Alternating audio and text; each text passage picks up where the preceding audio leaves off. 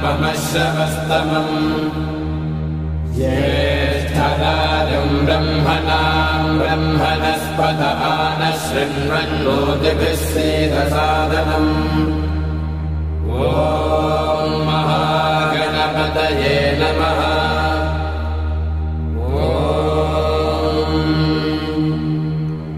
भद्रं कर्णेभिः शृणुयाम देवाः भद्रं पश्येमाक्षभिर्यजत्राः स्थिरैरङ्गैः सुष्ठुवागुंसस्तनूभिः विषेम देवहितैर्यदायुः स्वस्ति न इन्द्रो वृद्धश्रवाः स्वस्ति नः पूषा विश्ववेदाः स्वस्ति नस्ताक्षो अरिष्टनेमिः स्वस्ति नो बृहस्पतिर्दधातु। ॐ शान्तिः शान्तिः शान्तिः। अथ गणेशाथर्वशीर्षं व्याख्यास्यामः। ॐ नमस्ते गणपतये त्वमेव प्रत्यक्षं तत्त्वमसि त्वमेव केवलं कर्तासि त्वमेव केवलं धर्तासि त्वमेव केवलं हर्तासि त्वमेव सर्वं खल्विदं ब्रह्मासि त्वं साक्षादात्मासि नित्यं ऋतं भस्मि सत्यं भस्मि अवत्वं माम् अवभक्तारम् अवश्रोतारम् अवधातारम् अवधातारम् अवालोचानमवशिष्यम् अवपश्चात्तात् अवपुरस्तात् अवोत्तरात्तात् अवदक्षिणात्तात् अवचोर्ध्वात्तात् अवाधरात्तात्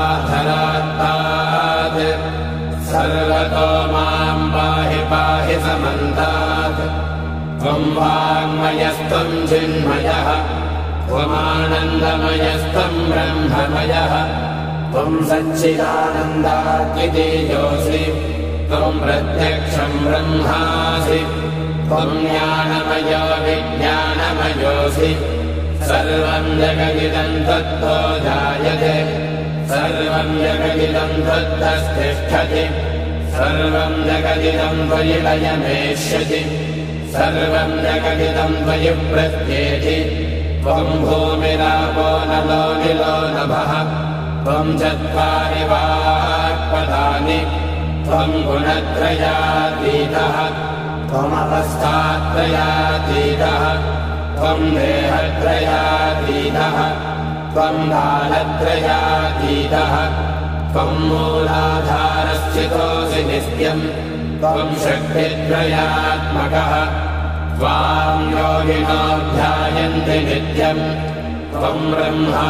त्वं विष्णुस्त्वं रुद्रस्त्वमिन्द्रस्त्वमग्निस्त्वं वायुस्त्वं सूर्यस्त्वं चन्द्रमास्त्वं ब्रह्म भूर्भुवस्सुवरो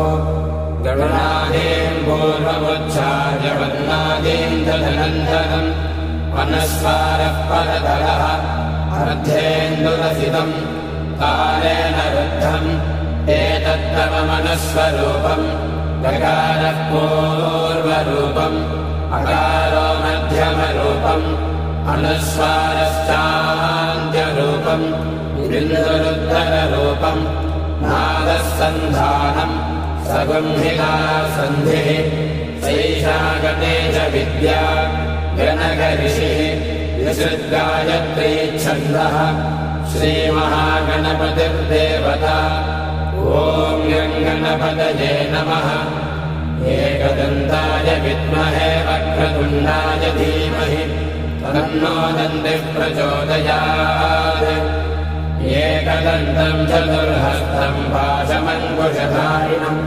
रदञ्जमलनं हस्ते बिभ्राणं मूषकध्वजम् रक्तं लम्बोदरं शूर्पकर्णकं रक्तपाशसम् रक्तगन्धानुलिप्ताङ्गम् रक्तपुष्पैः सुपूजितम् भक्तानुकम्पिनम् देवम् जगत्कारणमच्युतम् आविर्भूतम् च सृष्ट्यादो प्रकृतेः पुरुषात् परम् एवम् ध्यायति यो नित्यम् स योगी योगिनाम् वरः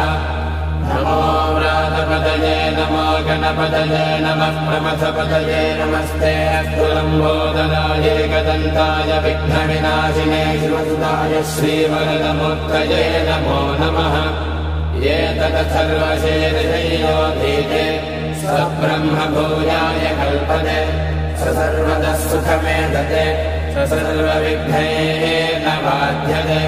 स पञ्चमहापापात् प्रमुच्यते सायमधीयानो दिवसकृतम् पापन्नाशयति प्रातरधीयानो रात्रिकृतम् पापन्नाशयति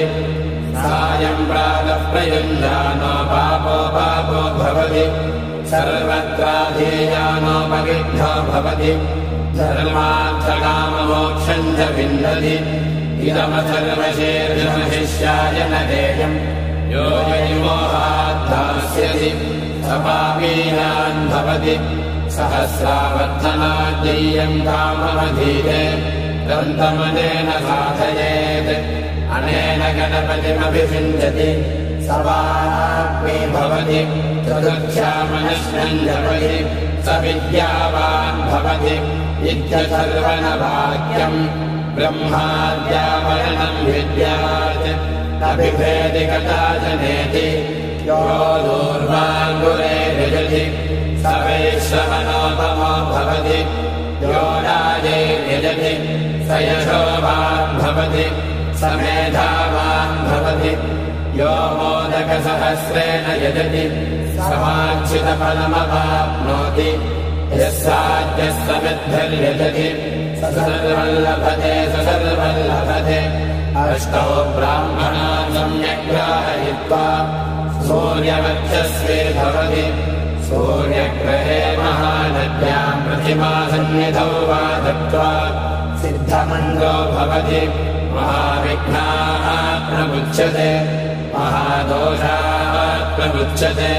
महापापाः प्रमुच्यते महाप्रत्यवायाः प्रमुच्यते स सर्वविद्भवति स सर्वविद्भवति एवम् वेद इत्युपनिषत् ॐ भद्रम् कर्णेभिः शृणुयाम देवाः भद्रम् पश्येमाक्षभिर्यजत्राः स्थिरैरङ्गैः स्तुष्टुवागुंसस्तनूभिः यजेम देवहिदैवलायुः स्वस्ति न इन्द्रो वृद्धश्रवाः स्वस्ति नः पूषा विश्ववेदाः स्वस्ति नस्ताक्षो वरिष्ठनेमिः स्वस्ति नो बृहस्पतिर्दधातु ॐ शान्तिः शान्तिः शान्तिः।